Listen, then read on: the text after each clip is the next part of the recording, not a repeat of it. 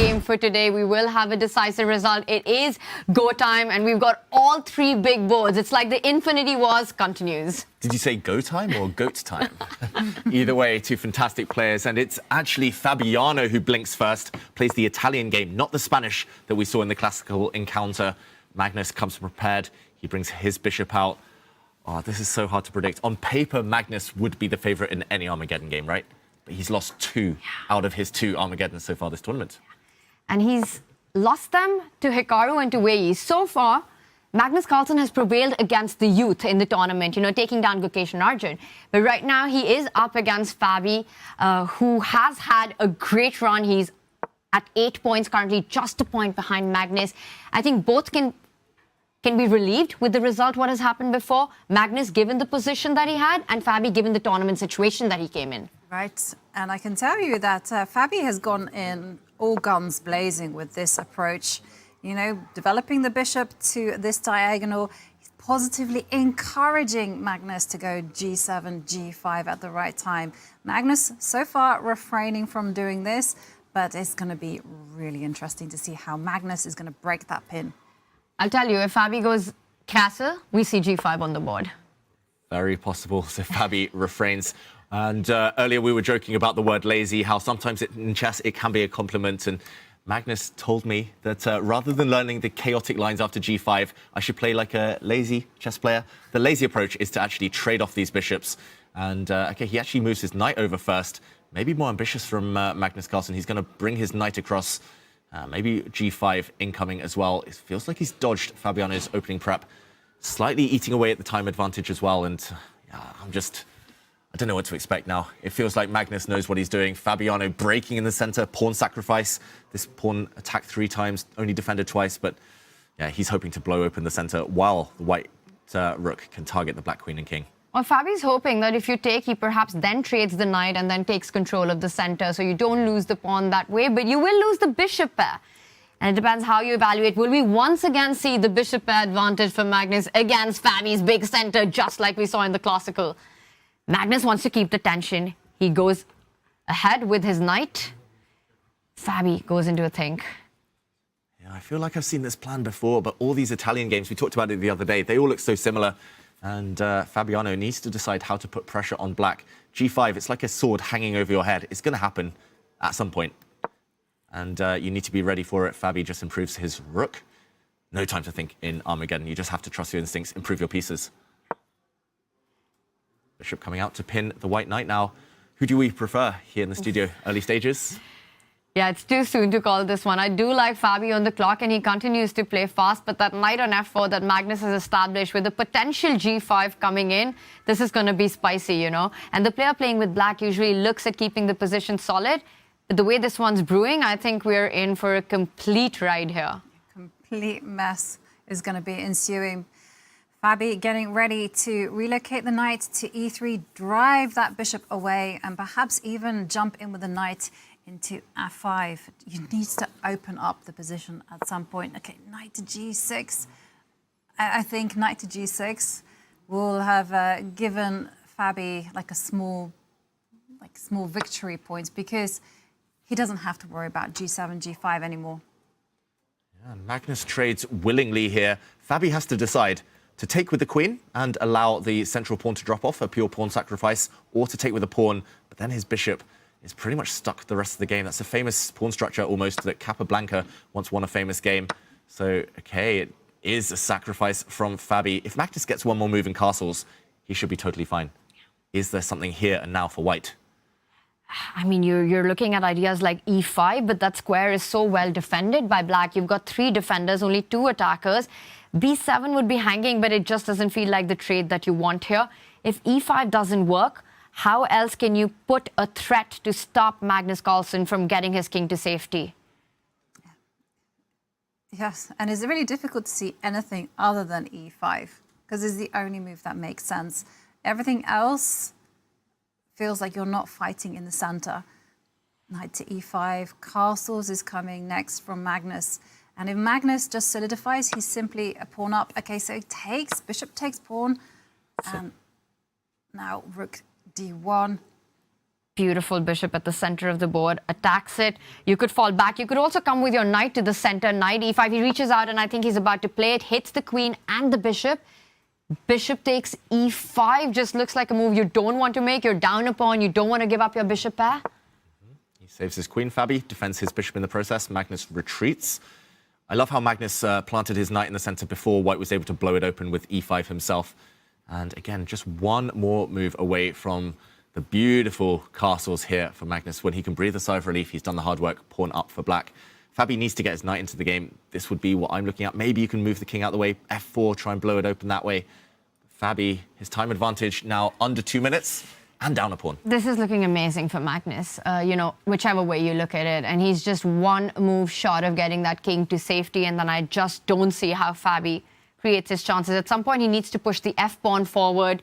But your king is pinned on g1. You require so much time to make that happen as well. Yeah. And chat rating Magnus as the clear favorite in this. 73% believes that Magnus was going to win this one. Yeah, surprise board prediction by chat. Picking Magnus as favorite. You guys woke up on the wrong side of the bed, clearly. Just impressed that 27% were voting for Fabi in the chat there. Either way, yeah, we'll see. I do feel that there will be twists and turns ahead. Armageddons we've seen this tournament, maybe other than Zhu and Jun winning one of them, I don't remember any one-sided Armageddons. They always came down to the wire. A few seconds here or there, nerves, blunders, tactics. Magnus now trades off the white knight. Very good practical decision before it landed on the f5 square. Now, 2 bishops versus 2 knights. Not for the first time we've seen today. And we did see a turnaround almost in the Gukesh game when he had the bishop pair. So Magnus hunting down the bishops now, but big mistake apparently. Bishop takes knight. Can Fabi pounce? But what's the follow-up? Do you simply just double up on the D line, stopping Magnus from castling because rook d7 comes in? You cannot capture with the queen. f7's hanging. You have to take with the pawn. Oh, wow. There's some big tactics Fabi needs to see. Bishop takes knight.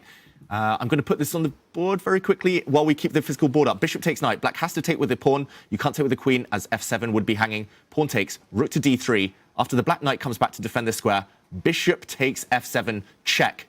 The black queen takes. Rook to d8, check. Deflection. And if the black king just moves up the board, you continue deflecting.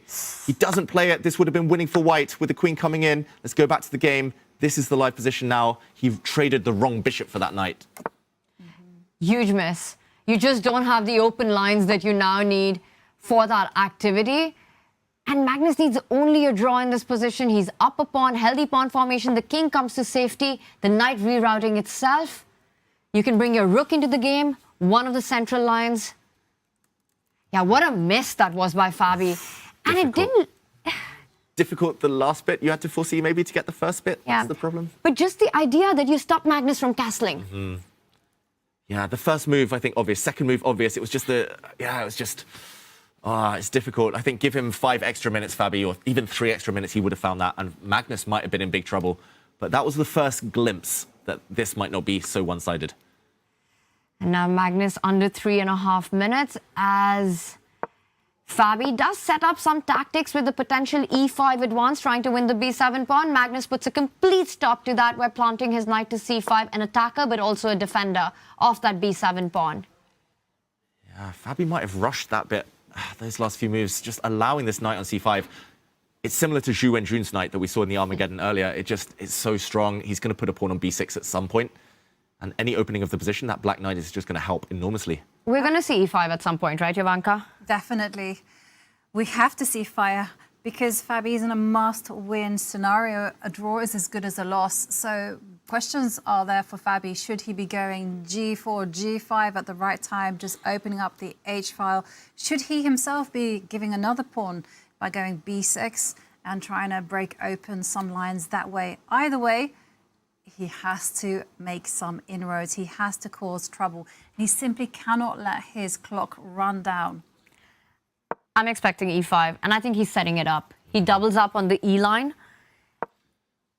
Magnus, ooh, c6. That feels like he wants to clarify the position, maybe because of the clock. We saw Magnus look up. He was looking at the screen. For everyone at home who isn't familiar with Armageddon here, he was checking out the move number. This is move 28. He will get a 1 second increment in 12 moves time at move 40. That could be all important to avoid getting flagged later on. And still 3 minutes for Magnus. It's like a blitz game, essentially, for both players at this point. Okay, Fabi needs to do something in the meantime. He's slowed down massively. Yep. And the time difference between them has really narrowed. And there we see trade of pawns. And for Fabi, though, he has to continuously generate a way forward. And that's not easy. He doubles up on the c-file, once again renewing the threat that we've been talking about at the center of the board. And Magnus slides his queen across, lining it against the rook and the king. Watch out. Some knight jumps in the air. Knight takes pawn a threat. Ooh. Can you pick it? Can you go knight a4? Yes, you can. Rook is hanging on e3 and Magnus does it. Did Fabi miss this? Might have missed this, Fabiano. He's going to move his rook. He will save his rook. It's not the end of the world. He will still have some compensation, but now down 2 whole pawns in a must-win situation. You've got to feel that Magnus has got to be able to give 1 up later, or 2 up, 2 back, just to kind of equalize, just to solidify, simplify the equation here. Yeah, but simplifications are good news for Magnus because he just needs a draw. So once the rook moves, it's going to be back to the c5 square with the knight and back to Fabi as to how he's going to break open the position. And both under 3 minutes. Somehow, Fabi has to find a way to get Magnus low on the clock. That's his only chance. You know, get him to think a little bit, keep all the pieces on the board, but it's Fabi who keeps thinking. He does move the rook. Magnus comes back to that spot. e5, it has to happen. Yeah. Been saying it for far too long. He's been holding back for the last 10, 15 moves with this one, but it has to be here and now. But get this, Fabi has less time on the clock than Magnus. Queen to c2, queen to f2. That is such a crafty move, threatening e5 and trying to exploit a pin. Yeah, he was getting out of the way of some knight e6, knight d4 jumps maybe, but now Magnus is going to move his queen or defend his queen, and the black knight will still be able to run away. Okay, Magnus thinking. Clock's completely level. He does defend the queen, so another way to unpin that problem. And is it now that we see the move? Because Fabi has to win.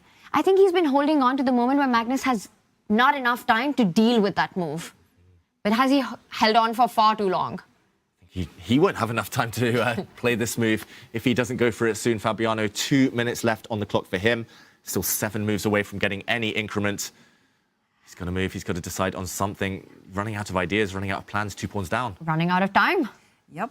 Maybe he can just start to advance the g-pawn, try to initiate chaos. He attacks the rook. Fabi blunders a 3rd pawn. Oh my goodness, the queen on f2 is hanging. You can't pick up the rook, and if you take the queen, the rook recaptures, and Fabi knows it. This is out of his hand. He delayed too long. He was indecisive. He was looking for other ideas when the main idea was his best shot. The white queen attacked the black rook that was under fire. Defending the black queen would have been able to save itself. Now Magnus will move this rook out the way anywhere, and he'll be 2 pawns to the good. Even if Fabi wins a5 as he does, the black queen comes in. This is the final stages. And the queen and the knight, such a power duo right there. Fabi forced to trade to avoid checkmates. And Magnus Carlsen about to win this one. How do you draw this against Magnus, let alone win it? Fabi fighting on. The only way you draw it is that Magnus knows a draw is as good as win. So that's your only hope.